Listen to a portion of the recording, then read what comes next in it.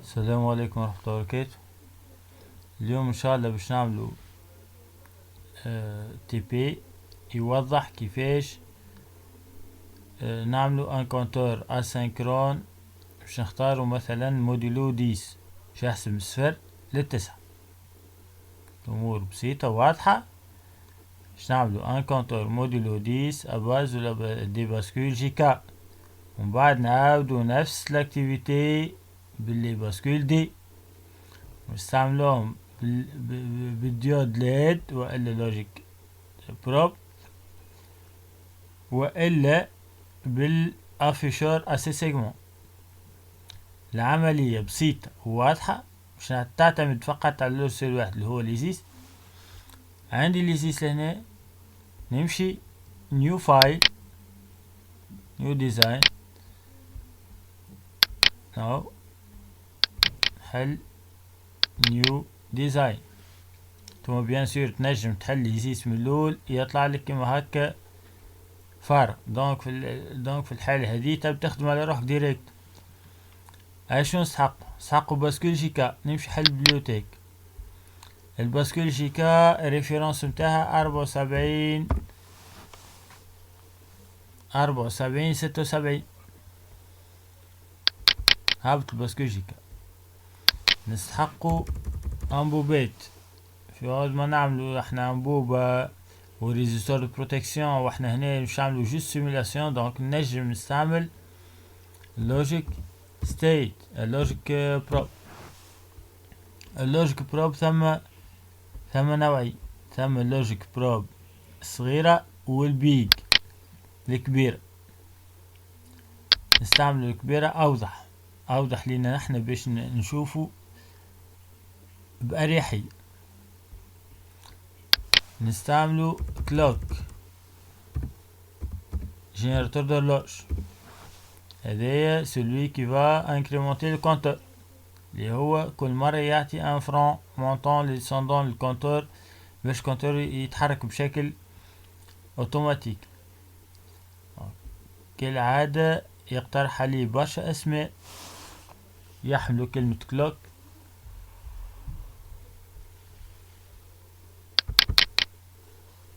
نلوج على المنظر اللي حاجتي بيه لهنا، حاجتي بالمظهر هذا ومحطوط هنا اون سوربريانس. دونك نلوج عليه ونحطو دو كليك يمشي لزون ترافاي.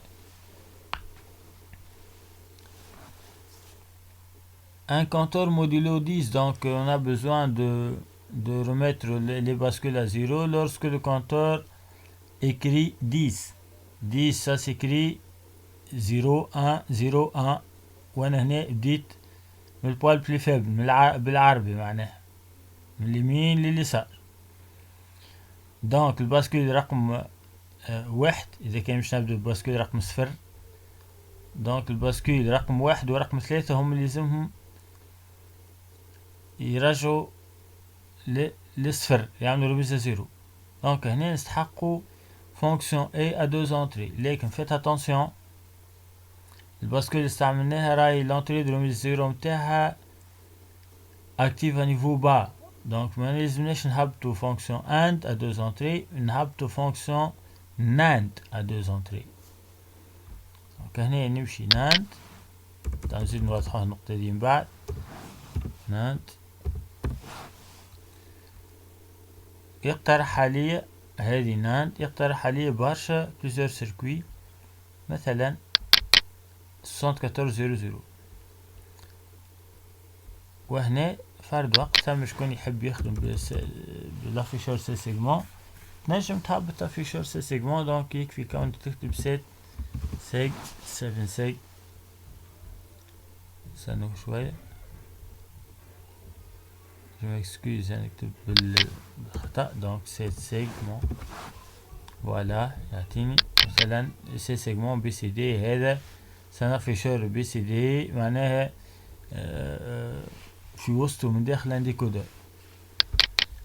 بون هنا بريسك هبطنا اللي نسحقوه الكل. نمشي نحط هنا لي باسكول نتاعي. نحب نفهمكم حاجة، لي باسكول قبل ما تهبطهم تنجم توجههم بالشكل تحب انت. الباسكول نتاعي هنا ظاهرة اللي هي محطوطة كان مش تحطهم كيما هكا، يلزم الباسكول لو بوا البلي فيبل مش تكون على اليسار، واحنا نحبوا البوا البلي فيبل يكون على اليمين باش نقرب البينير بشكل صحيح. دونك يكفي كونك هذه تعمل اكس ميرور. تلاحظ مليح اللي الباسكول متاعي ولا الهورلوج متاعها على اليمين، يعني لا برومير باسكول مش تكون على اليمين، يعني مش نقرب بشكل صحيح بالبناء هكا نحبوها. دونك تهبطوا الباسكول هذية حطوها بلاصتها، هذه لا باسكول نيميرو 0 1 2 et 3. ممتاز. كملنا المرحلة رقم 1. حطوا l'entrée d'horloge qui va incrémenter le compteur. حاضرة. هاي الباسكول رقم 0 باش تربط بالهورلوج، رقم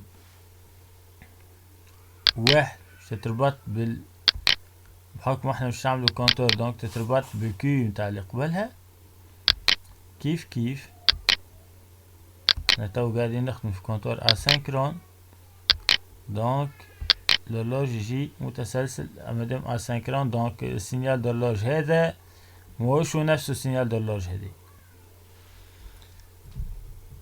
به توا نحطو لامبوبات تاعي اللي هو لوجيك بروب بي. اخترنا لوجيك بروب، هذوما يهمو كان لوجيسيل ليزيس نستعملو فيه، يعني دوتر لوجيسيل ممكن ياسر ما تلقوش فيهم لوجيك بروب.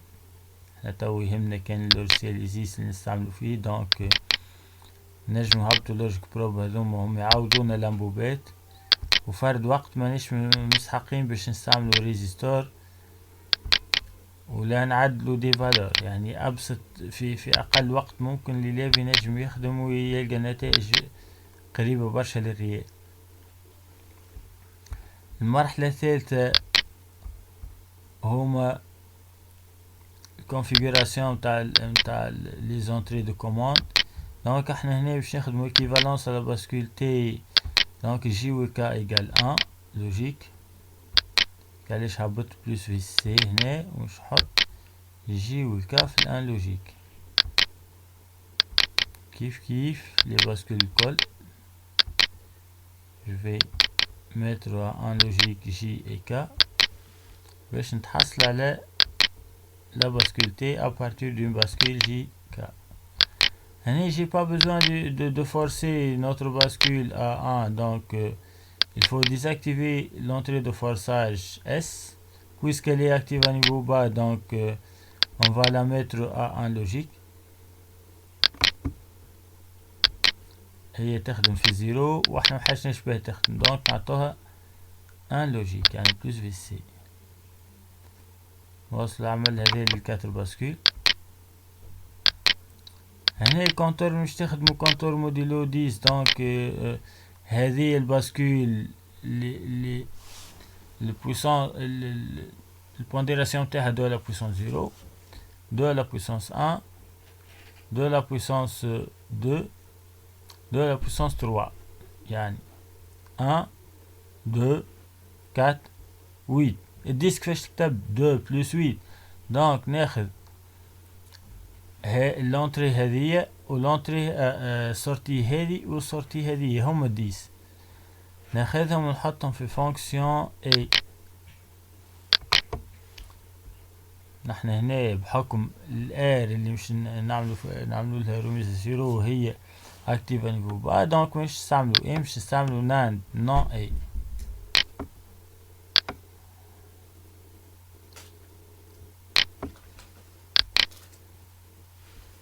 تو نمشي نجيب الناند، نرجع لمود كومبوننت ونجيب الناند، نجم الناند نقلبها من هنا. فوالا الناند هذه لازمها تكون مربوطة بالباسكول رقم 1 والباسكول رقم 3، على اعتبار الباسكول الأولى هي رقم 0، ونهز نربطها في لي زونتري دو رميزة زيرو. ليزونتري دو رميز زيرو الكل مربوطين. هنا ماخديناش بعين الاعتبار رميز زيرو مانويل. لا، كي تاخد بعين الاعتبار رميز زيرو مانويل تتقلب الحكاية شوية، تولي لازم تستعمل فونكسيون او باش تنجم تعمل رميز زيرو اوتوماتيك في 10، والا او بالفرنسي او رميز زيرو مانويل. و بيان سور تاخد بعين الاعتبار ديما اللي راهم لي زونتري دو رميز زيرو راهم اكتيف نيفو با، هذه ما تنساهاش. بيان هنا كملنا الكابلاج، نجم نشوف الكونتور نتاعي كيفاش يتجاوب. 0 1 2 3 4 5 6 7 8 9 0. بيان ممتاز جدا. نجم نوضحو بكدا الناس اللي ماهمش عارفين يقروا الكونتور، ها باش نكتبولهم هنا بكل وضوح. باش نكتبولهم هذه 2 على بويسون 0 يعني 1، لهنا 2 اتون نكبرو شوية في الطاي، هنا 2 لهنا 4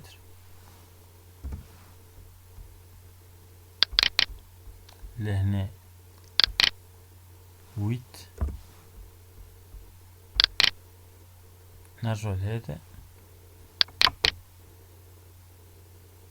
ديليت نكتبو ممتاز. من الانبوبات اللي نشوفوهم يشعلوا يكفي كونك تجمع الاعداد، بتاع الانبوبات اللي مش يشعلوا، تعرف العدد المكتوب قديش. مثلا نبدو هنا يشعل فقط الانبوبة هذه، مش مكتوب عليه دونك العدد الجملي قديش 1. هنا انبوبة واحدة تشعل مكتوب فوق منها 2، دونك العدد نتاعي 2. لهنا زوز انبوبات تشعل، واحدة مكتوب فيها 1 واحدة مكتوب فيها 2، دونك المجموع قديش 3، دونك العدد المكتوب تاعو 3. نواصلوا على شكل هذاك 4 5 6 7 8 9 0. فوالا هنا تمكنا باش نعملو ان كونتور موديلو 10. توا باش نشوفو طريقة اخرى. الطريقة الاخرى مانيش نستعملو الانبوبات خاطر يتطلبوا شوية، معناها التلميذ يكون منتبه مليح وفي ساعة ينجم يقرأ الكود بيناري، وانتم تلامذة متمكنين من هذا في العادة. لكن ثم تلامذة معناها دي ديبيتون، ثم تلامذة قاعدين يحضروا حتى. دونك ها باش نوريكم طريقة أخرى بسيطة ياسر. يكفي كونك تجيب لافيشور سي سيغمون، والافيشور هو اللي باش يقوم بالمهمة. لافيشور نذكروا مليح، لافيشور يعني البروش اللي على اليمين هي دو بوال بلو فيبل.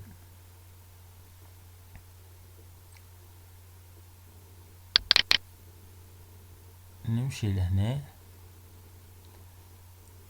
البوال بلو فيبل نحطو في البوال بلو فيبل، اللي مبعدو لهنا، اللي مبعدو لهنا، واللي مبعدو في السرطيل الاخراني. نقرو توا لافيشور هو اللي باش يقرالي، معاش نقرا. لافيشور هو يعطيني العدد ديريكت 0 1 2 3 4 5 6 7 8 9 0. بيان ممتاز. دونك ما عادش نكلف روحي القراءة متاع كود بيناري. يكفي كوني نعطي هذا لافيشور يعمل ديكوداج من داخل، يحول من البينار لسي سيغمون، يعطيني عدد نجم نقراه بديسيمال. ان شاء الله يكون هذا واضح بشكل باهي، ان شاء الله يكون وضحته بشكل باهي. عاودنا نراجعوا مع بعضنا المراحل متاع بناء ان كونتور بشكل صحيح وسليم. كونتور باش تبني كونتور بشكل صحيح يكفي كونك تطبق 4 مراحل. المرحلة رقم 1 تحط لي باسكول متاعك حسب العدد المطلوب، مثلا ان كونتور موديلو 10. نذكروا مليح اللي هو محصور بين 2 à la puissance 3 2 à la puissance 4. donc on a besoin d'utiliser 4 bascules pour satisfaire ce modulo B. donc احنا هنا حاطين 4 باسكول، نجم حتى نسموهم 0 1 2 3 مثلا. بعد ما حطينا لي باسكول، اول مرحلة نعملوها هو l'équivalence à la bascule T، بحكم احنا مش نخدمو ان كونتور اسynchron. دونك كل باسكول عندي لازمني نحولها باسكول تي. الامر بسيط في جي كا، يكفي كونك تاخذ جي وكا تحطهم في الان لوجيك. دونك خديت جي وكا حطيتهم في الان لوجيك، هذا لي باسكول الكل. دونك ولت عندي 4 باسكول تي. تو المرحلة الثانية نربط كل سورتي كي في انبوبة باش نجم نقرأ ليتا متاعها. المرحلة الثالثة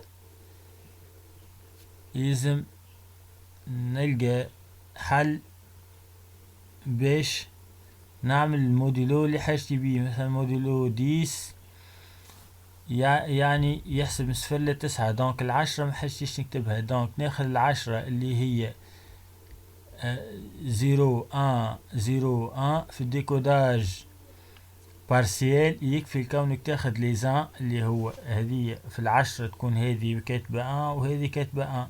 ناخذ السورتي هذه وناخذ السورتي هذه، نحطهم في فونكسيون ناند مش فونكسيون اي مش فونكسيون اند، ونهزهم لي زونتري دروميزا زيرو. علاش فونكسيون ناند مش فونكسيون اند؟ على خاطر هنا لي زونتري دروميزا زيرو متاعي اكتيف نيفو با. بور انولي الانفرسور هذا الران هذه يلزمني نزيد ران لهنا. دونك الفونكسيون اي ما تخدمليش الخدمه دي خاطر ما فيهاش ران، اما الفونكسيون نون اي تخدم الخدمه هذه. دونك اذا كان عندي لي زونتري دو روميزا زيرو هنا ما همش كومبليمونتي، من دون ما نهبطو ناند نهبطو اند وها باش نعمل العملية دي على دي باسكول دي. اخر مرحلة اللي تنجموا تقدموها شوي اللي هي الكابلاج دي زولاج. مثلا الباسكول الاولى بالكل تربطها بسينيال دولوج متاعك. الثانية اذا كان انت باش تخدم كونتور او فرون ديسوندون، الباسكول الثانية تربطها في الكي، اللوج متاعها تربط في الكي متاع الباسكول اللي قبلها، وهكذا دواليك حتى نكملوا لي باسكول الكل. كان باش تخدم دي كونتور والباسكول متاعك فرون ديسوندون، راهو الامور بالعكس تولي كي بار تمشي لله. ان شاء الله يكون هذا واضح. توا باش نتعدوا نعملوا نفس الكونتور هذا لكن بالباسكول دي. نمشي لهنا نعاود ندخل ببليوتيك ونهبط الباسكول دي 74 الباسكول دي 74 نجم زاد نلقى حتى مثلا نجم نهبط 40 76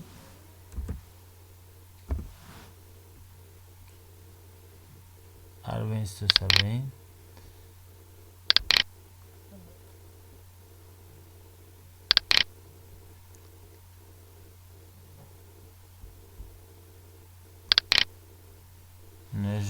نجم حتى اللوج خاطر هذيك الفورم هذيك ماهيش واضحة مليح اللي لا. دونك نجم نكتب حتى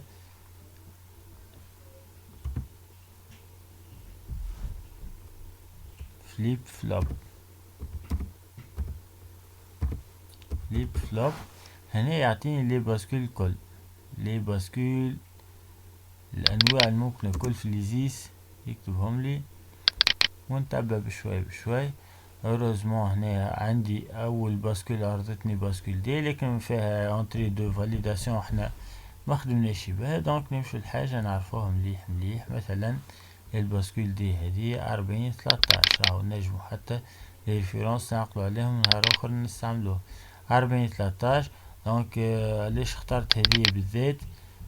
كنت نجم اخترت من الاول 74 واستغنيت عليها لخاطر 74 لي زونتري دو فورساج متاعها اكتيفا نيفو با، وانا نحب ناخذ اوتر اكزامبل اللي ليف اللي هو لي زونتري لي زونتري دو فورساج يكونوا اكتيفا نيفو او.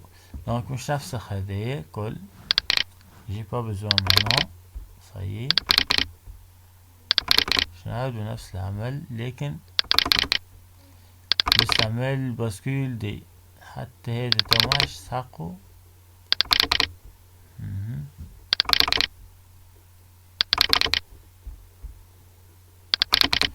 مش تفسخ، مش لازم كل مرة تضغط وتعمل بوتون دروات ديليت، لا يكفي كونك تجي اللوبجي اللي مش تفسخه تكليكي دو فوا بوتون دروات، دو فوا بوتون دروات تفسخ. توا ناخدو لي باسكول متاعي 4013 بار اكزامبل. كالعادة نحاول نحط لوج ديما على اليمين ونحط لي باسكول تباعا 1 2 3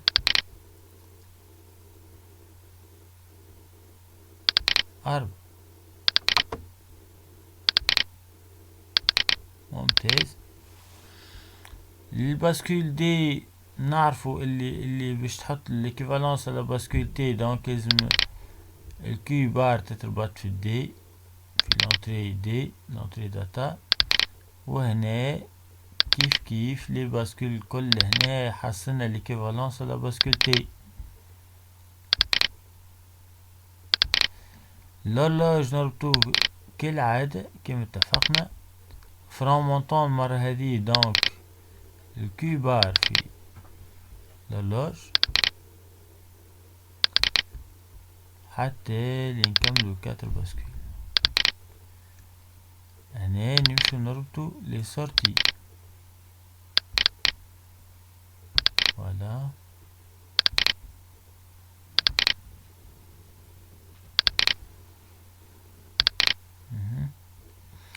لهنا نمشي ناخذ تو معاش نستعمل ناند، باش نستعمل اند 7408.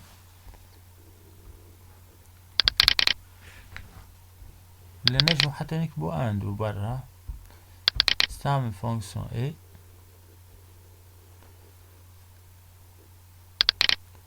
نجم اذا كان ما دورتهاش لهنا بلاصتها، نجم بعد ما نحطها ندورها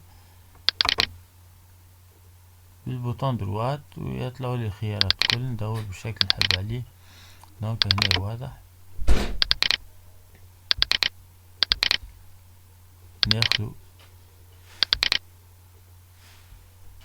لونتري هذيا السورتي هذيك والسورتي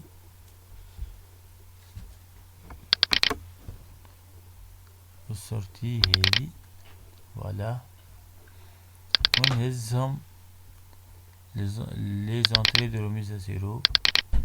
رد بالي لهنا يا جماعة بكري الاس اكتيفا نيفو با، حتى وكان مربطهاش في البلوس في السي ما يصير شيء، لاباس. علاش؟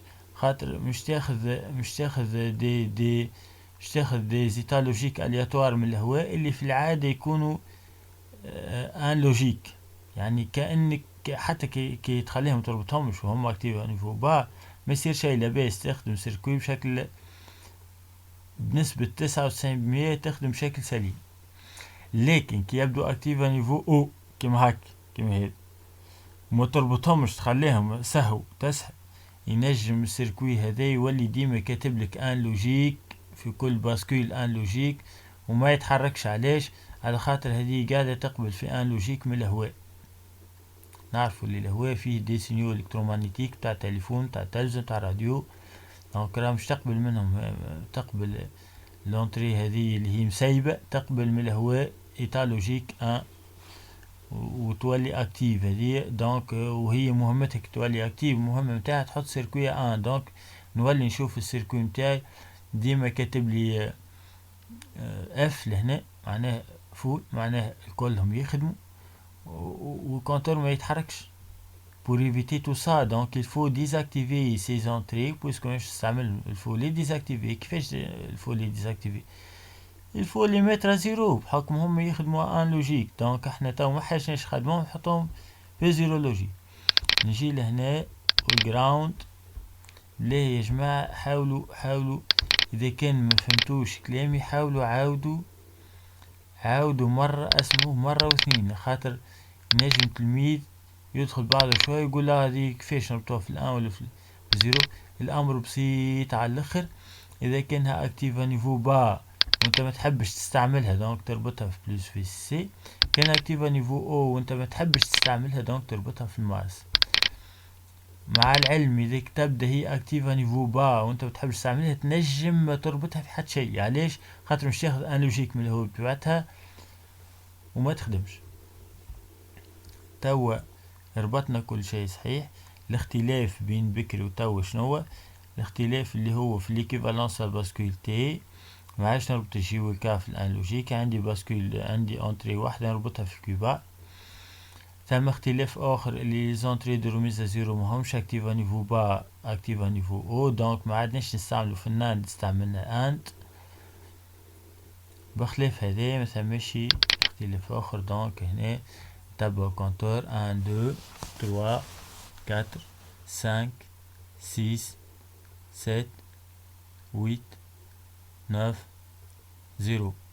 Donc on a pu réaliser le même modulo par des bascules JK à front descendant ou par des bascules D à front montant. La différence entre le premier compteur, on a utilisé des bascules qui ont des entrées de forçage actives à niveau bas, alors que pour le deuxième cas, on a utilisé des bascules en des entrées de remise à zéro actives à niveau haut. وشوفنا المرة الأولى اضطرينا نستعملوا NAND، المرة الثانية استعملنا الAND العادي. Je vous remercie pour votre attention. À une prochaine vidéo. Merci.